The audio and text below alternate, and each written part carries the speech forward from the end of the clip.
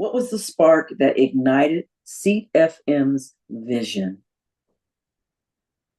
I think the spark was that a, bun- a bunch of people, not just Reverend Jerry and Larry, but I think there were a whole lot of people within the circle of people that I would say I was fairly tight to at church. Mm, Um, and what seemed to happen is that things started to change to the point where something had to give. And when it gave, it birthed Seed FM. Whether anybody was actually aware of it at that time or not, I mm, don't know. But I just see that it, it came to a conclusion, and the next thing we knew, we were getting ready for another ministry.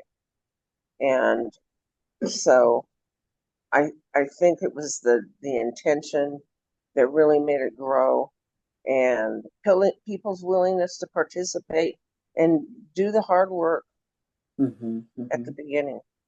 mm. So it sounds like what looks like an ending actually was a beginning for Seat FM.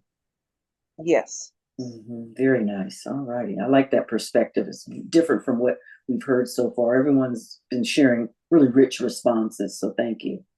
Hmm. And for our second question, every Pixar film has a monster that represents challenges. So, what challenges were like Pixar's monsters in the beginning for Seat FM? Were there any challenges that you saw? Well, I think the only challenges we really had in the beginning was our technology, and Mm, it grew and it's grown, mhm, and we don't have nearly as many problems with it as we used to. And so I think if there was a monster in this story, it would have been the adjusting to the new way of doing things. mhm. And that's part of life, isn't it? Yes, it is. We have to do that every day, whether we realize it or not. Whether we realize it or not. And it's better when we do realize it. I'm sure that's part of the power of Seed FM is that as a group, we recognize this is a challenge and we're still going to go through it. We know we're going to get on the other side of this. We're really going to achieve what we require to grow.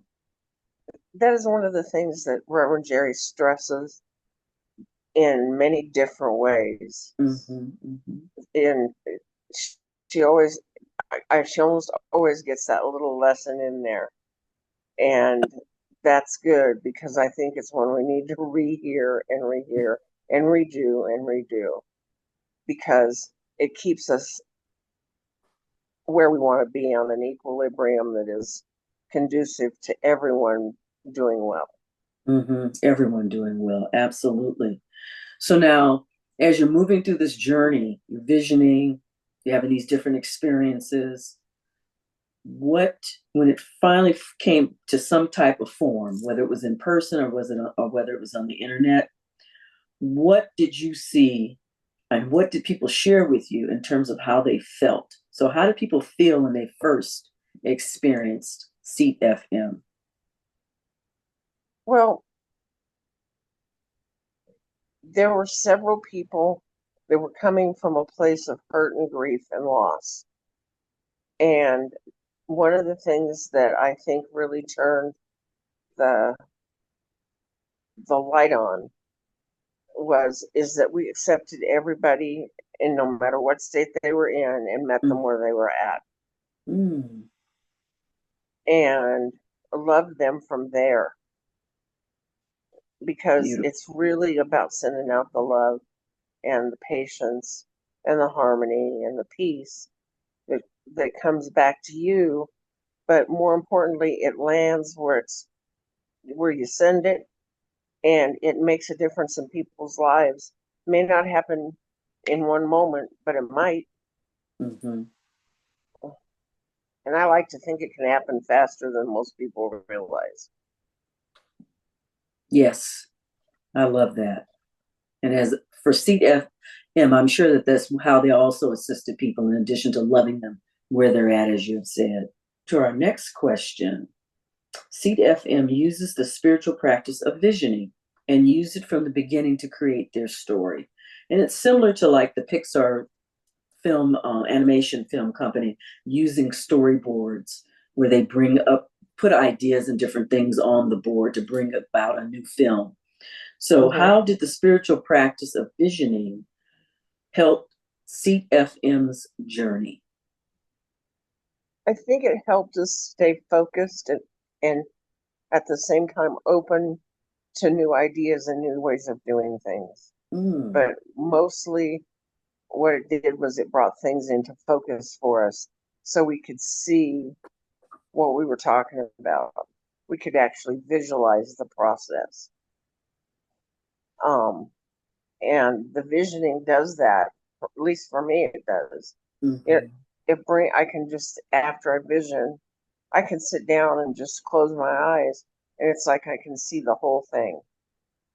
So you could see it come to life. Hmm. And Beautiful. so I think that's why we need to be still after we meditate and we Mm, vision. Beautiful. So now for our fifth question, who were the Pixar characters that brought Seat FM to life? In other words, who were the founders, the spiritual practitioners, members, and even conditions that brought Seat FM to life? Oh gosh, there was somebody from way back, Charlotte, um, Charlene Young, and we had,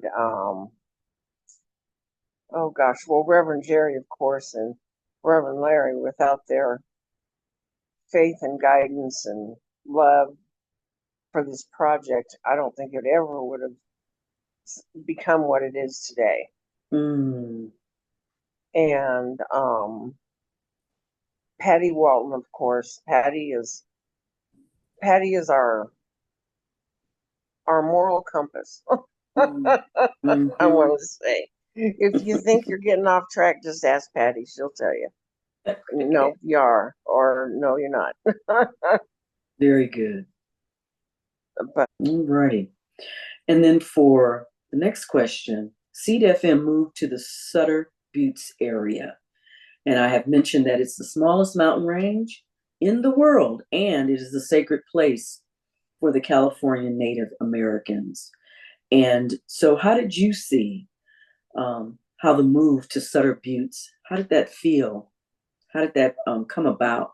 Not come about, but how? What was the end result of moving there? You know, what things did you see? Expansions that you saw? well, because I'm familiar with where she moved, where the ministry moved to. Mm-hmm. We've been up there several times when I was growing up over the years and stuff like that. And so it is very, um, I don't know, it's kind of a sacred place, Mm-hmm. at Mm-hmm. least to me, because of the surroundings. And if you don't like the surroundings, wait a few minutes and drive down the road and you'll find something different, kind of a thing. But I think it impacted the ministry in a positive way because we're still relatively new, even at 8 years old. But I think the ministry up leveled itself in its consciousness. So that's your intuition. That's what you're actually, the energy, you're feeling that energy actually Hmm. of expansion. I got you. Very nice. Oh, Yes. thank you for that. Hmm. Righty. And so, what was Seat FM's hero moment? In other words, when did you know Seat FM would thrive? I knew it was going to do its thing and it was going to do really well the first time that we sat down at Reverend Jerry's table. And she said, I want to start my own ministry and I need your help. And I think that was when I knew that it had everything it needed. It already had the people to love it and Mm, share it mm. and help to grow it because that's kind of people that naturally gravitate towards Reverend Jerry. So I I I think that was probably the moment. for me that it really became real. That's beautiful. Because when I'm hearing you say that, is what comes up for me is the word love. You said it had the people to love it. And when people feel Mhm. loved, when things are loved, they definitely thrive. Yes. Beautiful.